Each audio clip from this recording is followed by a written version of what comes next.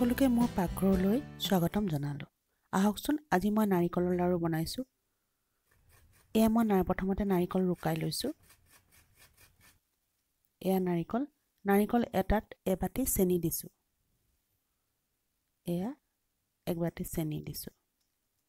নাৰিকল আৰু চেনিখিনি সম্পূৰ্ণৰূপে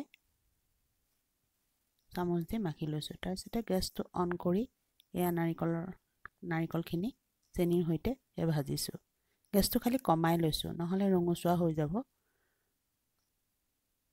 এয়া ভাজিছো নাৰিকলখিনি ভাজি যেতিয়া ভাজি হ'ব চেনিটো গলি যাব। চেনিটো গলাৰ পিছত আপোনাৰ নাৰিকলৰ লগতে মিহলি হৈ পানীটো ওলাব। অলপ হেৰি হৈছে কোমল হৈছে চেনিটো গলিছে কাৰণে এয়া মই ভাজি আছো। গেছটো খালি কমাই লওঁ। গেছটো কমাই ললে নাৰিকলখিনি জ্বলি নাযায়। নহলে চেনিটো জ্বলি যায় তেতিয়া ৰঙচুৱা হৈ যায় নাৰিকলখিনি। এয়া ভাজি আছো। আপোনাৰ সাইডত অলপ লাগিছে নাৰিকলখিনি। এয়া সাইডত অলপ লাগিছে। এয়া হৈছে আৰু লাহেকে নাৰিকলখিনি ভজা। এয়া শুকাই গৈছে। চেনিটো শুকাই গৈছে।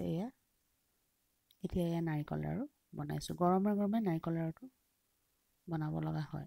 নহলে ঠাণ্ডা হৈ গলে আপোনাৰ নাৰিকলখিনি শুকাই যায়।